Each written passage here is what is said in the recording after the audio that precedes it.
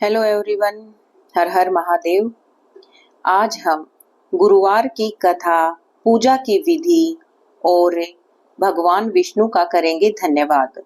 बृहस्पति का जो दिन होता है वो भगवान विष्णु को समर्पित होता है।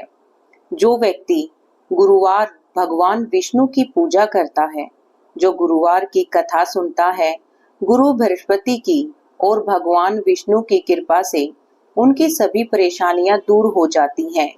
लेकिन गुरुवार कथा और पूजा के कुछ नियम होते हैं जिनका बड़े ही सावधानी से पालन करना चाहिए। आइए हम जानते हैं गुरुवार कथा से जुड़े कुछ नियम। गुरुवार व्रत पूजा कथा में कई बातें बताई गई हैं जिन्हें मनुष्य को ध्यान पूर्वक अपनाना चाहिए।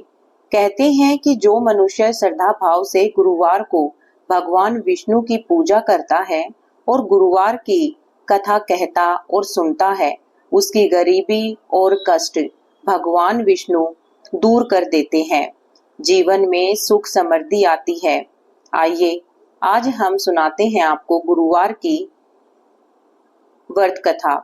सूर्य उदय से पहले उठकर आपको स्नान कर लेना चाहिए और नित्य कर्म से पीले वस्त्र धारण करने के बाद पूरे घर में गंगा जल का छिड़काव करना चाहिए।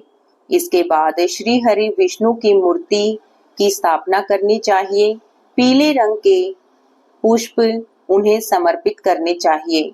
गुड़ चने का प्रसाद रखना चाहिए और पूरी विधि विधान से गुरु की पूजा करनी चाहिए।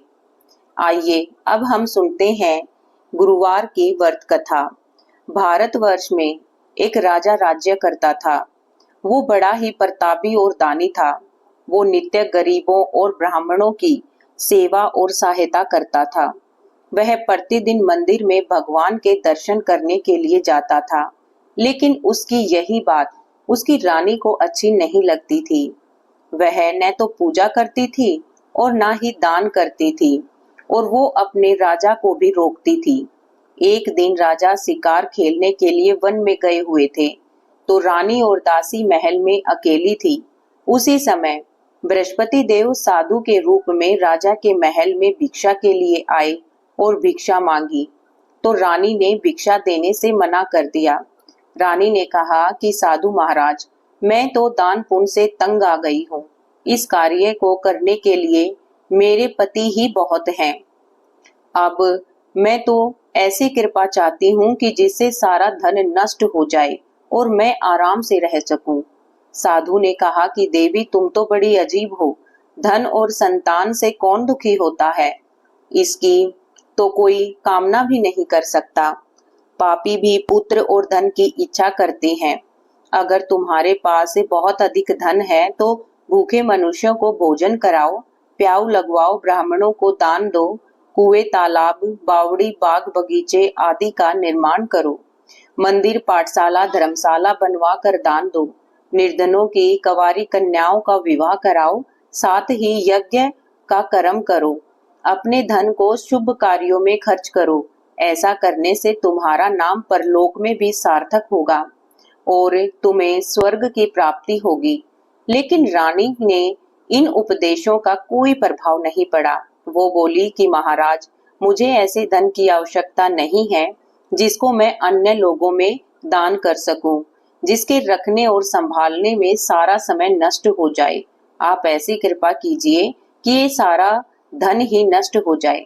साधु ने उत्तर दिया कि तुम्हारी ऐसी इच्छा है तो जैसा मैं कहता हूँ तुम वैसा करो। बृहस्पति को घर में गोबर से लीपो और अपने केशों को पीली मिट्टी से धोना।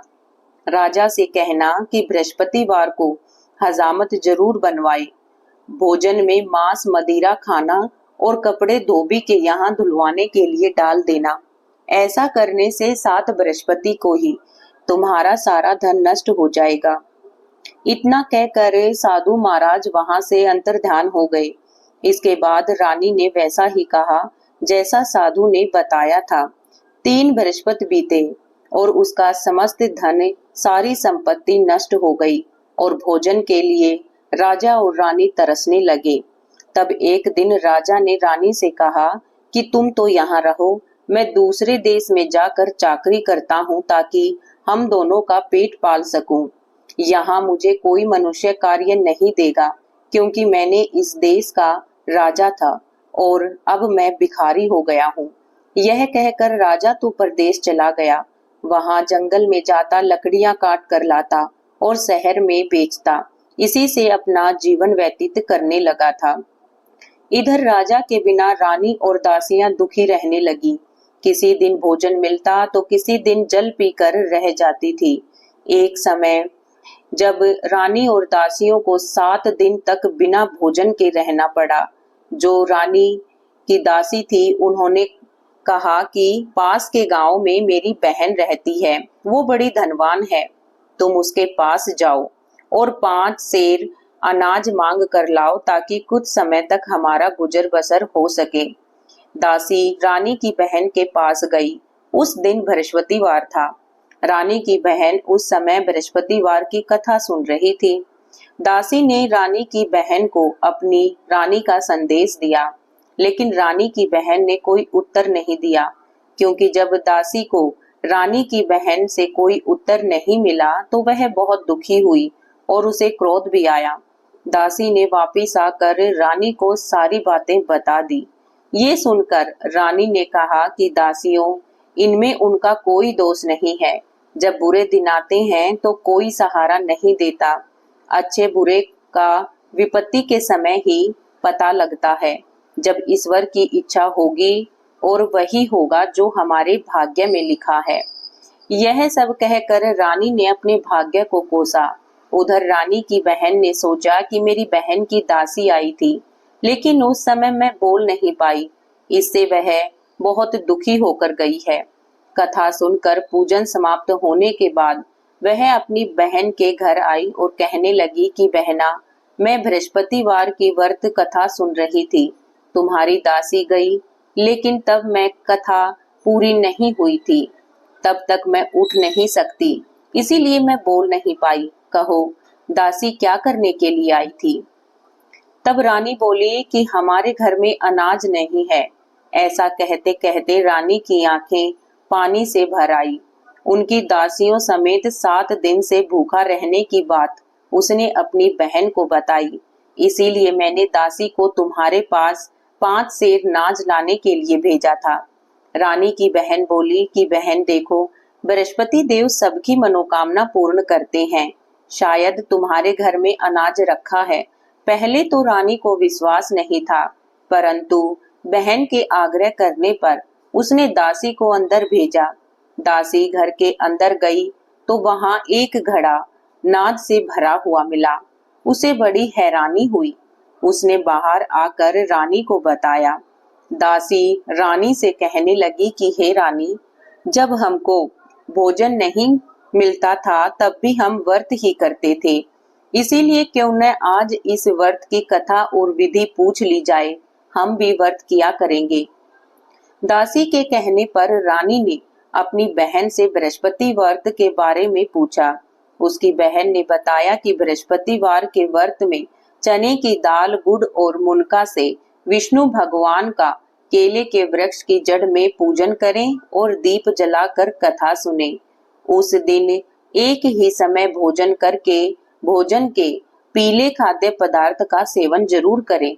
इससे गुरु भगवान प्रसन्न होते हैं, अन्न, पुत्र और धन का वरदान देते हैं, साथ ही सभी मनोकामनाएं पूर्ण करते हैं।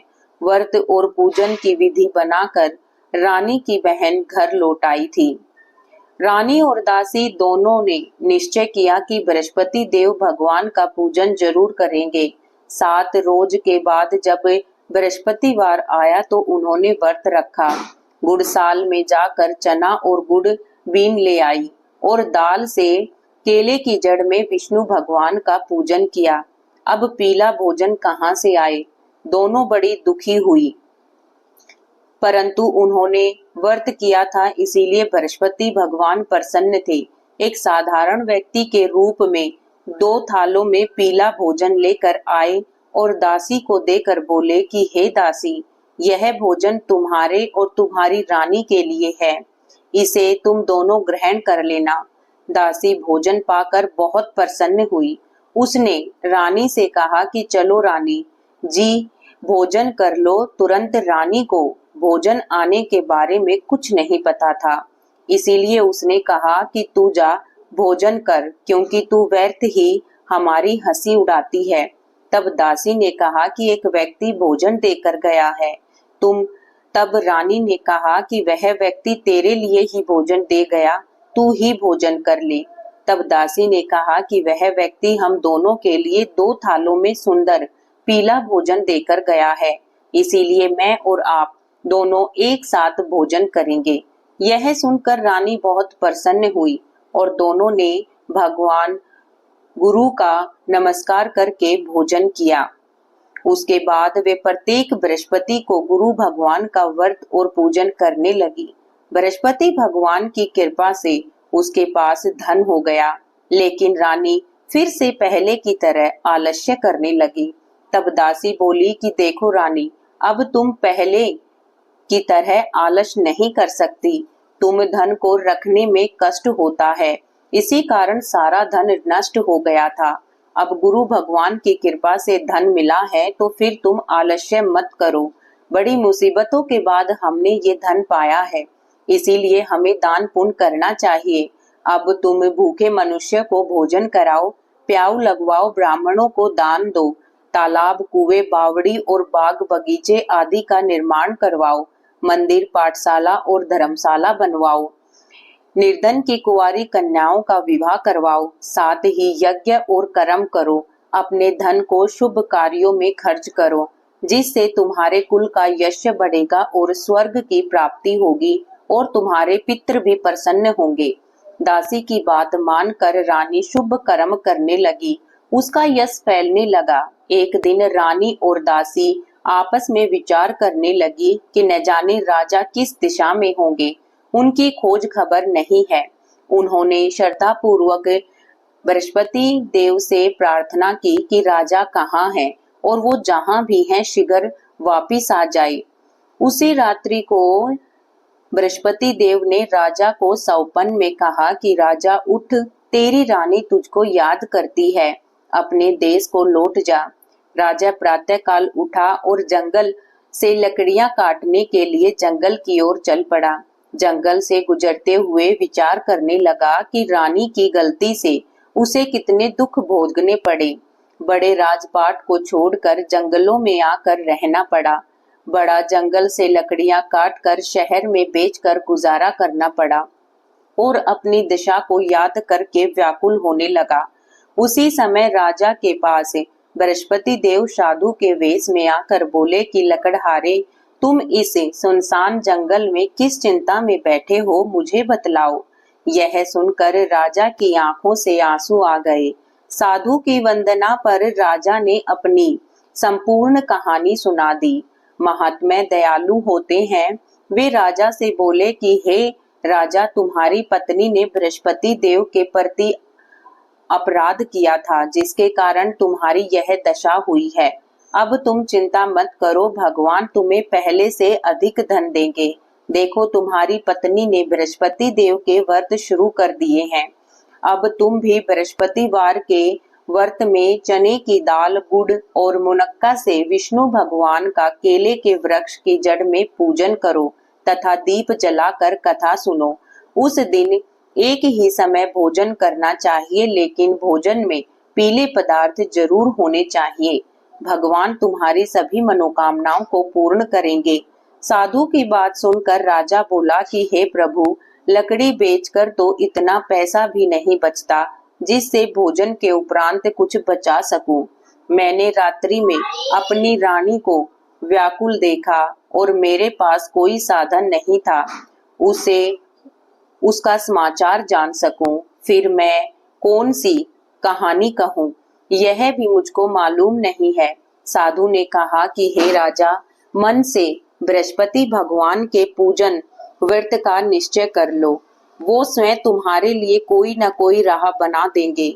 बृहस्पतिवार के दिन तुम रोज की तरह लकड़ियां लेकर शहर में जाना। तुम्हें रोज से दुगना धन मिलेगा। जिससे तुम भली भांति भोजन कर पाओगे और बृहस्पति देव की पूजा का सामान भी ला पाओगे। राजा ने ऐसा ही किया, उसको मनवांछित फल की प्राप्ति हुई।